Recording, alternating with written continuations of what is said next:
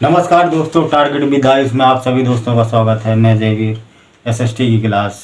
आज जो चैप्टर अपने लिया है वो है भूमंडलीकृत विश्व का बनना। भूमंडलीकृत विश्व का बनना। दोस्तों, समय रहते खुद को बदल लो, समय रहते खुद को बदल लो, नहीं तो फिर बाद में समय खुद को बदलने का मौका नहीं देता है। आइए दोस्तों चर्चा करते हैं। जो आज क्वेश्चन है वो पहला क्वेश्चन लिया है, आर्थिक महामंदी से क्या आशय है। आर्थिक वर्णात्मक फर्स्ट है,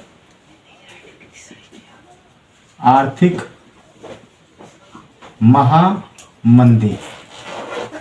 आर्थिक महामंदी से क्या आशय है।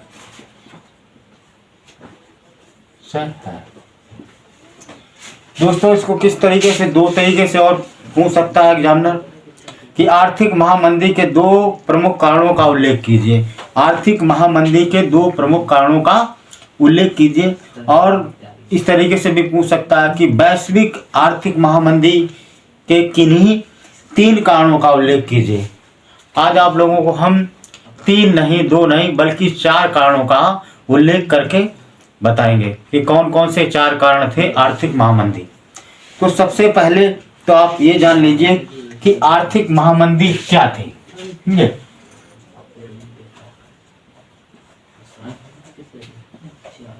आर्थिक महामंदी किसे कहते हैं? आर्थिक महामंदी कहते किसे हैं?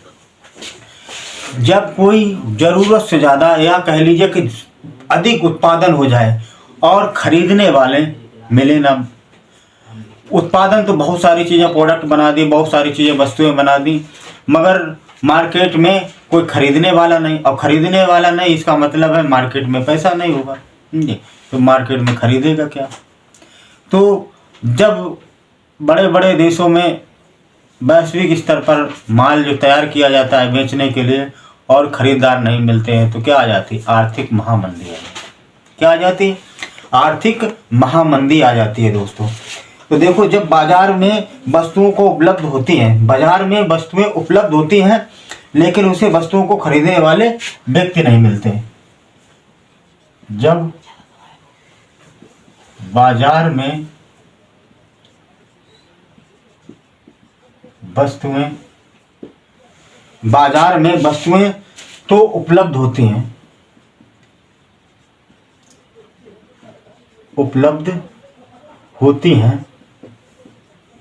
पर उन्हें खरीदने वाले नहीं मिलते। बाजार में वस्तुएं तो उपलब्ध होती हैं, लेकिन क्या होता है? खरीदने वाले नहीं मिलते। तो खरीदने वाले नहीं मिलते हैं, अर्थात कह लीजिए लोगों के पास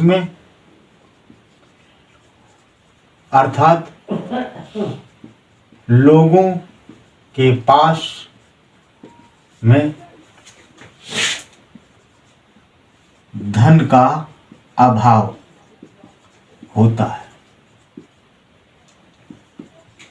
यानी कि मार्केट में वस्तुएं बहुत, उत्पादन खूब किया, मगर खरीदार नहीं। इसका मतलब अर्थात ये कह लीजिए आप कि लोगों के पास धन नहीं है, लोगों के पास वस्तुओं को खरीदने का पैसा नहीं है। तो क्या होता है? ऐसी स्थिति को क्या कहा जाता है? ऐसी स्थिति को आर्थिक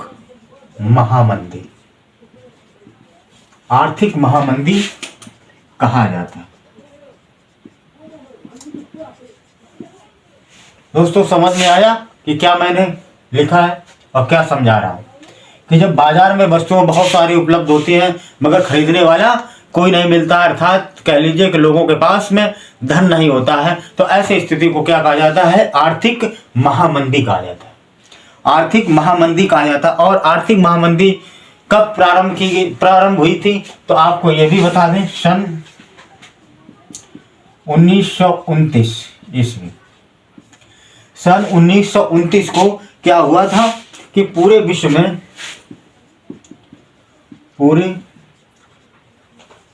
में क्या हुई थी, आर्थिक महामंदी प्रारंभ हुई थी, जो 1931 तक रही। यानी ये कह लीजिए रूस को छोड़कर लगभग अधिकांश देशों में इसका प्रभाव देखने को मिलता है। यानी कि एक जो रूस था वो अछूता रहा था, आर्थिक महामंदी से दूर रहा था, यानी कि वहां पर आर्थिक महामंदी नहीं आई थी। बाकी अधिकांश देशों में इसका प्रभाव देखने को मिलता है, यानी कि सभी देशों में, लगभग सभी देशों में आर्थिक महामंदी या वैश्विक आर्थिक महामंदी देखने को मिलती है। ठीक है दोस्तों, तो ये थी आर्थिक महामंदी किसे कहते हैं और ये कब प्रारंभ हुई थी, इस पर चर्चा करते हैं। अब बात करते हैं कि इसके कारणों पे। तो कारण कौन कौन से थे, तो कारण देख लेते हैं इसके। तो पहला क्या कारण रहा था कि प्रथम विश्व युद्ध के कारण क्या हुआ था। आपको बता दें कि पहला विश्व युद्ध कब हुआ था, 1914 से लेकर के 1918, मगर इसका प्रभाव बहुत सालों तक देखने को मिला था। तो प्रथम विश्व युद्ध के कारण पहला क्या कारण था, प्रथम विश्व युद्ध के कारण यूरोप में के देश क्या हो गए थे, इतने बर्बाद हो गए थे। यूरोप के बहुत सारे देश बर्बाद हो गए थे। अब उनको आर्थिक नुकसान बहुत हुआ था, जनमानस का तो नुकसान हुआ था। भाई युद्ध किसी भी देश के बीच में होगा, किन्हीं दो देशों के बीच में होगा, तो आर्थिक नुकसान के साथ साथ जनमानस का भी नुकसान होगा। सारी व्यवस्थाएं, सब संसाधन ठप हो जाते हैं, बहुत सारा नुकसान होता है। तो इसी प्रथम विश्व युद्ध के कारण ये कब हुआ था, तो 1914 से 1918 के बीच में हुआ था। याद रखना ये भी कि बहुत सारे देश पूरी तरीके से बर्बाद हो गए थे, समझे, कि वह अमेरिका से कोई भी चीज आयात करने के सक्षम में नहीं थे, कि पैसे ही नहीं था उनके पास में। अमेरिका को क्या दें पैसा, नहीं, कोई भी सामान नहीं। वह अमेरिका से माल आयात करने के स्थिति में नहीं थे। क्या कहते हैं, वो देश अमेरिका से माल आयात करने की स्थिति नहीं थे। अमेरिका से माल आयात करने की स्थिति में नहीं थे, क्योंकि उनके पास में धन नहीं था, पैसा नहीं था। वो क्या दे करके वो पैसा था ही नहीं, क्योंकि विश्व युद्ध में वो पूरी तरीके से बर्बाद हो गए थे। तो माल आयात नहीं कर पाए थे, तो माल सब पड़ा हुआ था, समझे। माल भाई खरीदने वाला ही नहीं कोई है, और खरीदना क्यों नहीं चाह रहे, क्योंकि उनके पास में पैसे ही नहीं है। दूसरा क्या कारण था कि आर्थिक संकट में औद्योगिक क्रांति के कारण चीजों का आवश्यकता से अधिक उत्पादन के कारण पैदा हुआ था। क्या दूसरा हुआ कि आर्थिक संकट के कारण औद्योगिक क्रांति के आर्थिक संकट के कारण, यानी कि औद्योगिक उत्पादन और ज्यादा बढ़ा दिया गया, समझे। औद्योगिक उत्पादन और अधिक बढ़ा दिया गया। क्या वजह हुई होगी कि इस पॉइंट को, कि जब आर्थिक संकट आ गया तो लोगों ने सोचा, देशों ने सोचा कि ज़्यादा से ज़्यादा उत्पादन करेंगे और हम मोटा पैसा कमाएंगे, अधिक से अधिक धन कमाएंगे। मगर ये भूल गए कि लोगों के पास पैसे नहीं है तो वो खरीदेंगे कैसे, क्या दे करके खरीदेंगे। यही आर्थिक संकट आया, उधर औद्योगिक उत्पादन को और बढ़ा दिया गया। तो ये भी एक कारण रहा था। तो इतने माल तैयार कर दिए गए कि भंडार गोदामों में माल पड़ा पड़ा सड़ रहा था। तीसरा क्या कारण था, देख लेते हैं।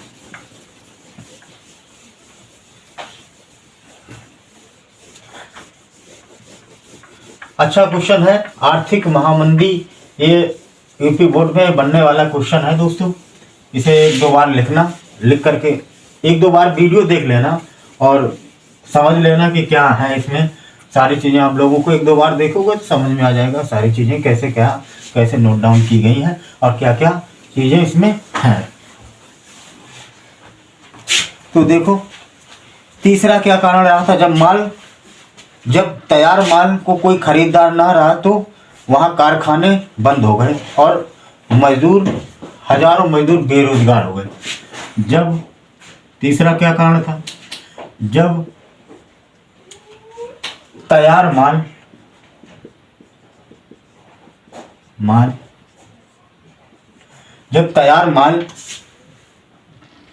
का कोई खरीदार नहीं रहा तो कारखाने बंद हो गए। और जब कारखाने बंद हो गए तो क्या हुए, और हजारों मजदूर क्या हो गए, और हजारों मजदूर बेरोजगार हो गए।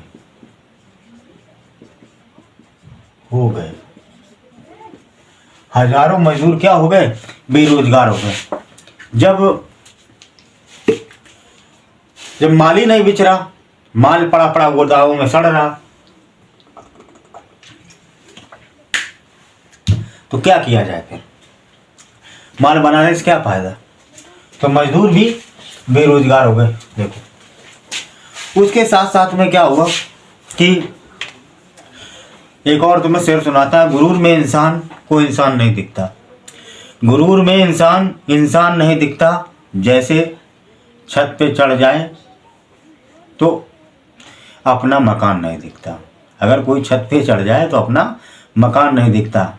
एक और सुनाओ कि मनुष्य का असली चेहरा तब सामने आता है, मनुष्य का असली चेहरा तब सामने आता है जब वो नशे में होता है। जब वो नशे में होता है, फिर वो नशा धन का हो, नशा पद का हो, धन का हो, नशा पद का हो, या खूबसूरती का हो, या शराब का हो। आइए देखते हैं कि इसके 3 कारण बता दिए और चौथा कारण क्या रहा है। तो देखो, कारखानों के बंद हो जाने पर किसानों के पैदावार का कोई खरीदार न रहा।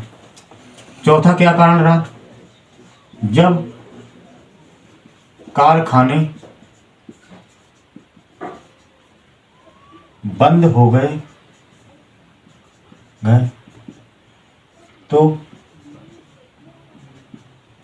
किसानों के माल को कोई खरीदार नहीं रहा। भाई कच्चा माल जाएगा किसानों से और कारखाने में जाता है और कारखाने सारे बंद हैं, तो किसानों का माल कौन खरीदेगा, तो किसान भी बेकार हो गए। इस तरह किसानों के लाभ में तो कमी आई और कृषि मजदूरों की भी कमी आई। इस तरीके से, इस तरह से किसान के लाभ में तो कमी आई और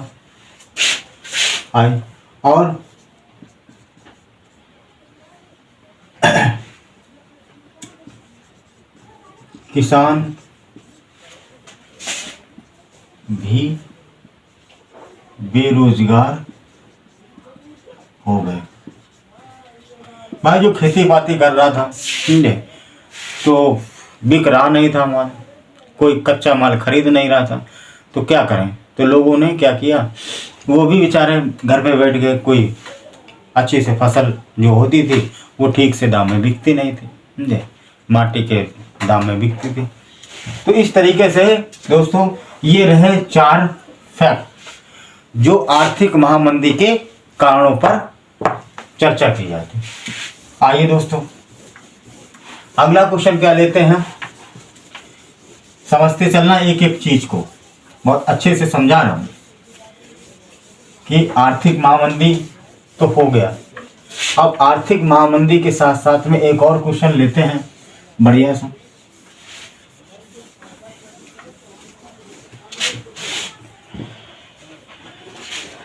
क्वेश्चन है कि ब्रेटन वुड्स समझौते का क्या अर्थ है, इसका उद्देश्य क्या था।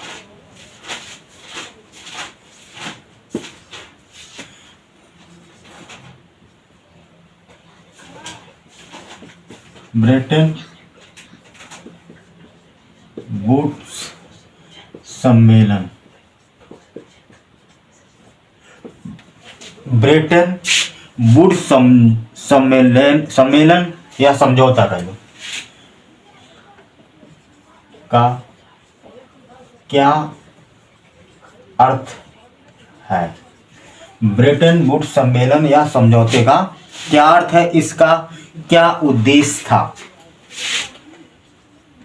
इसका क्या उद्देश्य था।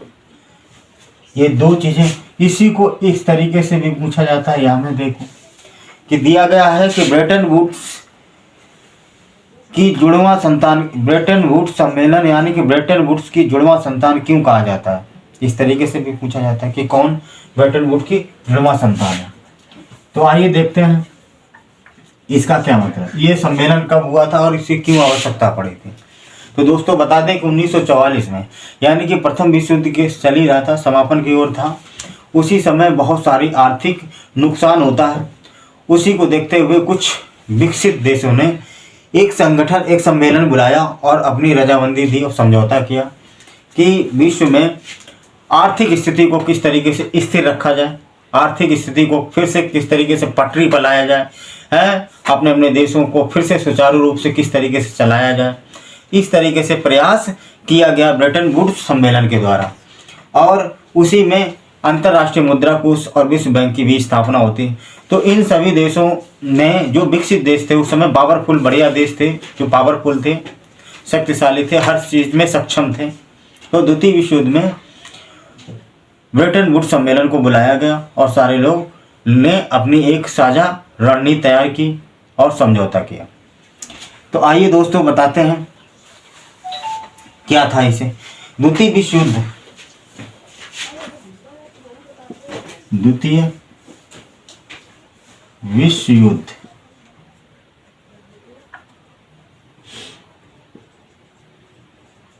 ये कब होता है, 1939 से कब तक चलता है, 1945 ईस्वी तक। याद रखना, द्वितीय विश्व युद्ध कब से कब तक चलता है, 1939 से लेकर 1945 तक होता है। द्वितीय विश्व युद्ध के बाद, द्वितीय विश्व युद्ध के बाद में क्या किया जाता, अंतरराष्ट्रीय व्यवस्था,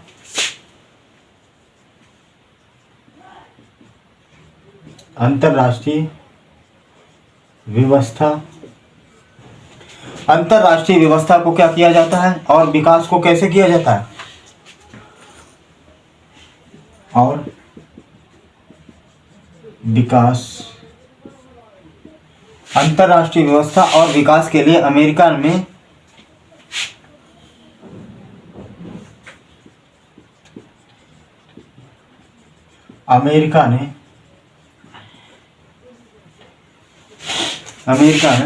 एक ब्रेटन वुड्स नामक स्थान पर ब्रेटन वुड्स नामक स्थान पर 1944 में एक समझौता हुआ। 1944 में एक समझौता हुआ। ठीक, ये याद रखना, ये समझौता ब्रेटन वुड्स सम्मेलन में समझौता या सम्मेलन कब हुआ था, तो 1944 में होता है, समझे। इसे ब्रेटन वुड्स समझौता कहते हैं। क्या कहते हैं? इसे क्या कहा जाता है? ब्रेटन वुड्स समझौता कहा जाता है। लिख लेते हैं, जिसे ब्रेटन वुड्स समझौता कहा जाता है। ठीक, और इस समझौते में होता क्या है, इस समझौते का क्या उद्देश्य था, इस समझौते का क्या मकसद था, तो इस समझौते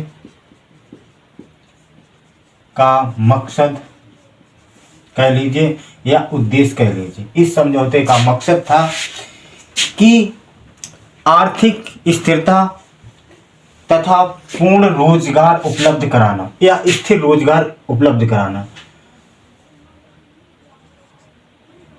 आर्थिक स्थिरता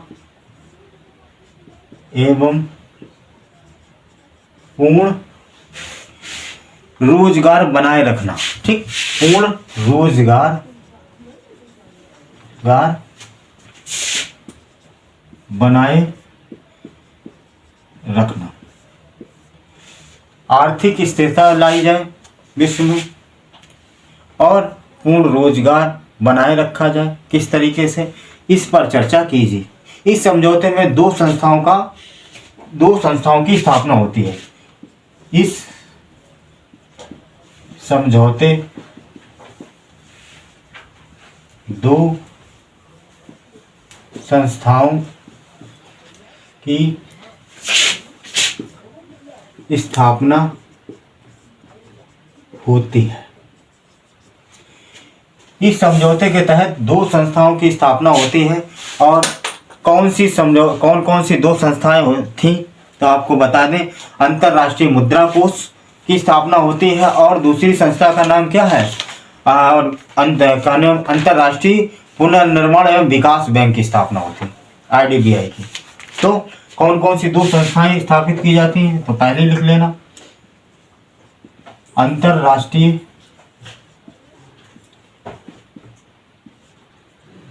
मुद्रा कोष, अंतर्राष्ट्रीय IMF है। अब उसके बाद दूसरी संस्था क्या थी, ये जुड़वा संस्थानें कहा जाता है, दो थी, अंतर्राष्ट्रीय मुद्रा कोष और कौन सी थी, एक का नाम है अंतर्राष्ट्रीय पुनर्निर्माण एवं विकास बैंक। अंतर्राष्ट्रीय पुनर्निर्माण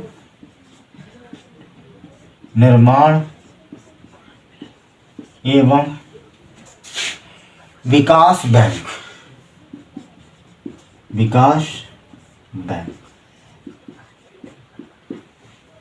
ये दो संस्थाओं का निर्माण होता है, दो संस्थाएं बनती हैं, एक IMF और दूसरी अंतर्राष्ट्रीय पुनर्निर्माण एवं विकास बैंक, इसकी स्थापना होती है। और इसको क्या कहा जाता है, जिसे विश्व बैंक भी कहते हैं। अब इसे क्या कहा जाता है, इसी को क्या कहा जाता है, इसे विश्व बैंक भी कहते हैं। इसे विश्व बैंक भी कहते हैं, यानी कि IMF, IBRD या विश्व बैंक मान लीजिए। तो ये ब्रेटन वुड्स की जुड़वा संतान है। इन्हें क्या, दोनों को क्या कहा जाता है? ब्रेटन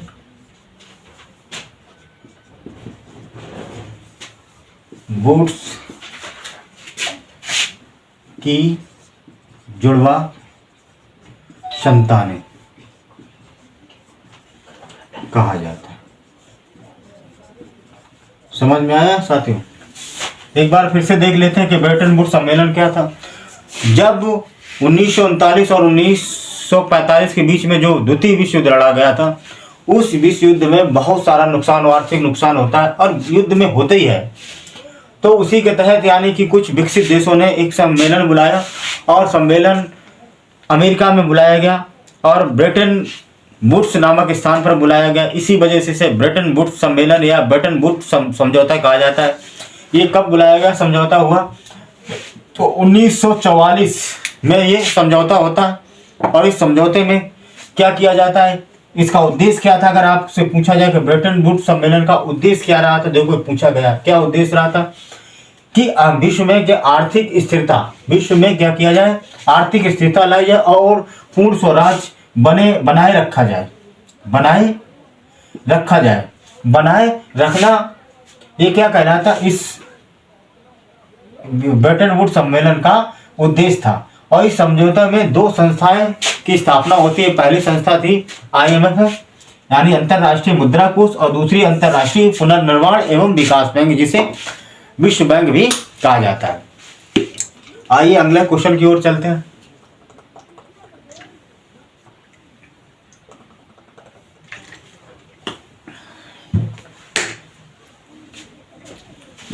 अगला कौन सा क्वेश्चन है देखते हैं।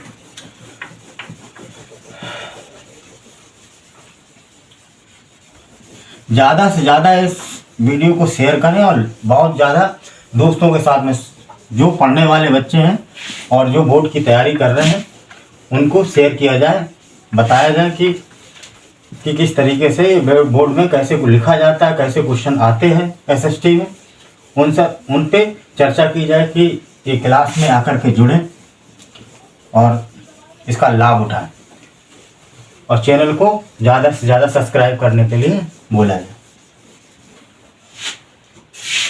अगला जो क्वेश्चन है,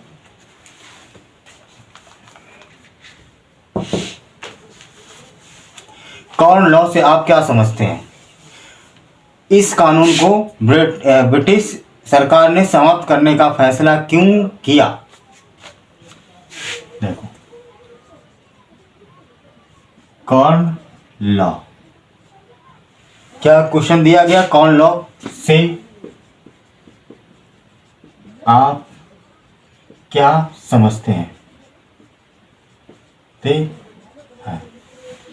उसके बाद में वहीं पे दिया गया एक साथ दो है, वर्णात्मक फर्स्ट में भी आ जाएगा, काम हो जाएगा, और वर्णात्मक दोनों लेवल लेकर के चल रहा हूँ। और इसी में दिया, इस कानून को ब्रिटिश सरकार ने, इस कानून को ब्रिटिश सरकार ने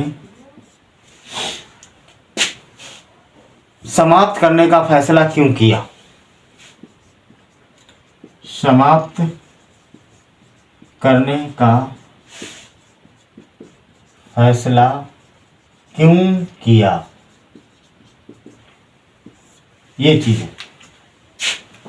तो पहले यही समझ लो कि कॉर्न लॉ क्या था। कॉर्न का मतलब वो था मक्का, लॉ का मतलब कानून, ठीक है। तो कॉर्न लॉ क्या था? मक्का के लिए, आयात के लिए क्या किया गया था? प्रतिबंधित कर दिया गया था। और जब आयात के लिए प्रतिबंध कर दिया जाएगा, समझे, तो माल घर पे पड़ा पड़ा क्या करेगा? सड़ेगा, समझे। इस पर आप लोगों को बताते हैं कॉर्न लॉ क्या था और ये कैसे क्यों आया, ये कानून का विरोध क्यों किया गया। कुछ जमींदारों के द्वारा किया गया, सामंतों के द्वारा किया गया, बड़े बड़े किसानों के द्वारा क्यों किया गया, इस पर बात की जाती है।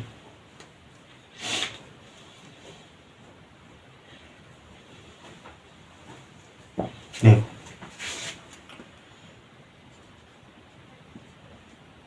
कॉर्न लॉ ये कब आता है? 18वीं सदी। 18वीं सदी ये कह लो शताब्दी के अंत में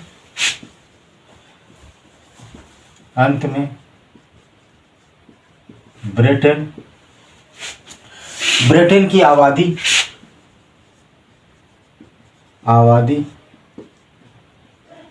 तेजी से बढ़ रही थी। ब्रिटेन की आबादी तेजी से बढ़ रही थी और देश में भोजन की मांग भी बढ़ने लगी। भाई आबादी बढ़ेगी तो खाएंगे क्या भाई? तो देश में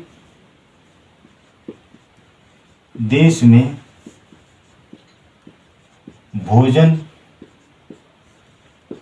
की मांग भी बढ़ने लगी।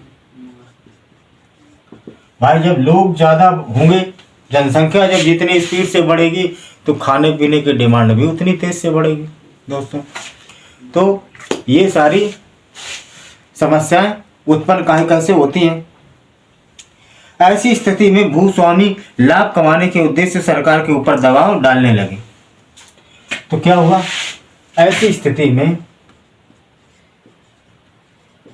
में बड़े भूस्वामी जानते हो? बताइए। भूस्वामी जमीन का मालिक जो होता है उसे क्या कहा जाता है? भूस्वामी। इसे कह लेते हैं जमींदार, सामान। तो भूस्वामी अधिक से अधिक लाभ कमाने के उद्देश्य से ब्रिटेन सरकार पर दबाव डालने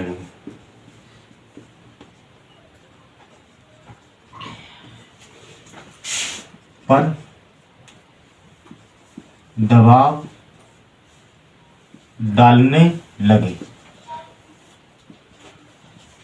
क्या किया कि बड़े बड़े जो धन्नासेठ जमींदार लोग थे, इन्होंने ब्रिटेन पर क्या किया? दबाव। क्योंकि ये सोचते थे मोटा रकम कमाया जाए, पैसा ज़्यादा कमाया जाए। तो क्या कर दिया गया कि मक्का यानी कि कॉर्न, मक्के पर आयात पर रोक लगा दी गई, दबाव डाला लगे। तो वहाँ की सरकार, कहाँ की? ब्रिटिश सरकार। वहाँ की सरकार ने मक्के के आयात पर प्रतिबंध लगा दिया।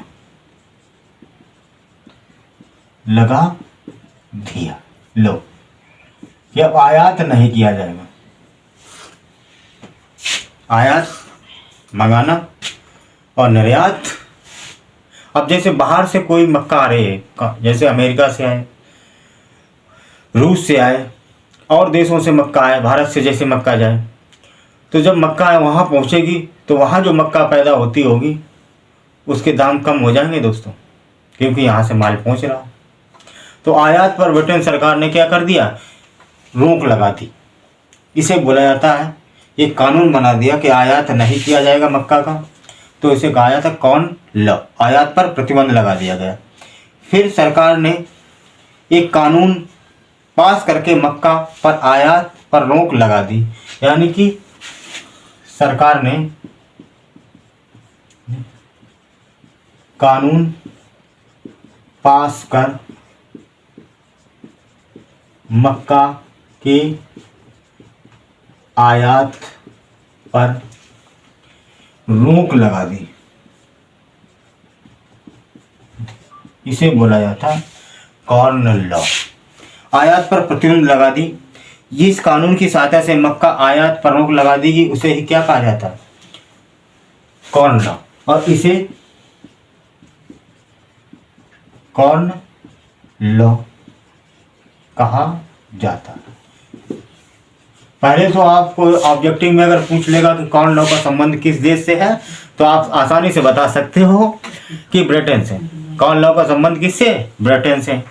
कॉमन लॉ का मतलब क्या है कि ब्रिटेन ने मक्का के आयात पर क्या लगा दिया था? प्रतिबंध, रोक लगा दी थी, और इसी एक कानून बनाया, संसद में जाकर के पास करवा दिया, तो आयात पर लगा दिया गया प्रतिबंध। ठीक, तो अब उसके बाद में इसकी बात और कर लेते हैं कि कॉमन लॉ के समाप्त होने के, समाप्त कैसे किया गया, या इस पे चर्चा कर लेते हैं कि कॉमन लॉ के समाप्त होने के परिणाम क्या रहे। ठीक, तो परिणाम इसके और पूछ लेते हैं। पहले इस चीज को एरेज कर लेते हैं।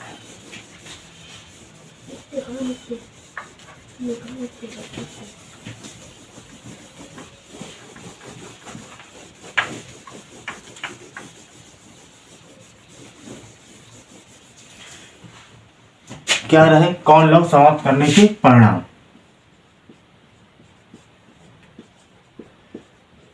कि समाप्त करने के परिणाम, जब समाप्त हुआ तो इसका क्या परिणाम रहा, ये भी चर्चा। तो पहला क्या है कि पहला है कि खाद्य सामग्री कैसी होगी? सस्ती होगी। ठीक, खाद्य सामग्री कैसी हो गई? सस्ती हो गई, जिसके साधारण और गरीब जनता भी खूब लाभ हुआ।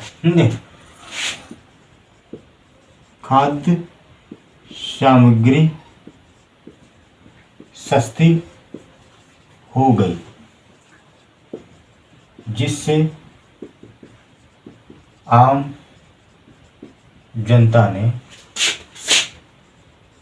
खूब लाभ कमाया।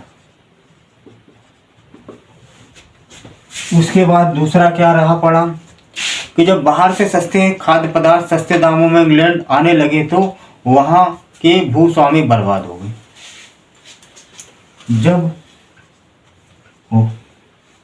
जब बाहर से क्या हुआ? बाहर से सस्ते खाद्य सामग्री आने लगी, तो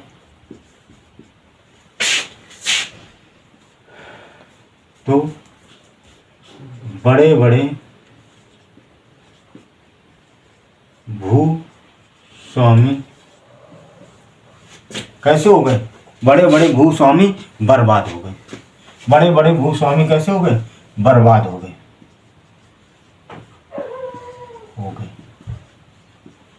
भाई खाद्य सामग्री बाहर से आ रही, जो यहाँ पर बड़े बड़े भूस्वामी जो जमींदार थे, उनका जो खाद्य सामग्री थी वो सस्ते दामों में बिक रही थी। जो बढ़िया पैसा मोटा कमाते थे वो तो उनका पैसा चला गया। समझे? तो ये एक तो जो बाहर से माल आ रहा था, छोटे छोटे जो व्यापारी थे वही माल लेकर के बेचते थे, तो सस्ते दामों में आता था, तो थोड़ा महंगा करके बेच देते थे, तो लाभ कमा लेते थे। उसके बाद तीसरा क्या कारण रहा, परिणाम क्या रहा कि ऐसे बहुत से ग्रामीण लोग नौकरी की तलाश में शहरों की ओर भागने लगे, जिससे शहरों की हालत भी खराब हो गई। तीसरा क्या रहा, ऐसे बहुत सारे लोग कहाँ भागने लगे? ग्रामीण, बहुत सारे लोग शहरों की तरफ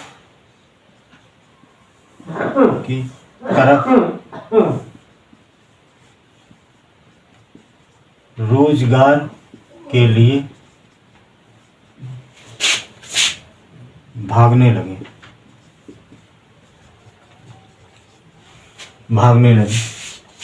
तो ये जिससे क्या हुई, शहरों की हालत भी खराब हो गई, जिससे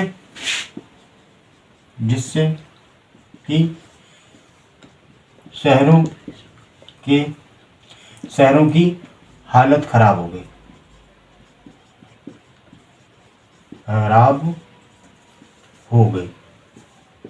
क्यों हो गई?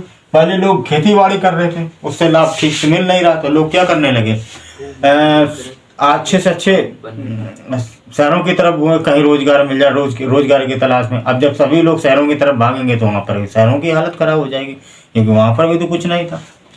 तो इस तरीके से ये इसके तीसरा कारण रहा था। ठीक, आइए दोस्तों, आज आप लोगों को मैंने कौन कौन से क्वेश्चन करा दिए, तो आप लोगों को करा दिए मैंने आर्थिक महामंदी से क्या आशय है, आर्थिक महामंदी क्यों आई, इसके क्या परिणाम रहे, इस पर चर्चा हुई। और दूसरे क्वेश्चन ब्रेटन वुड्स सम्मेलन समझौता क्या है, इस पर चर्चा हुई, ये कब होता है, इस पर सारी चीज़ों पे हमने बिंदुवार सिलसिलेवार तरीके से रखा।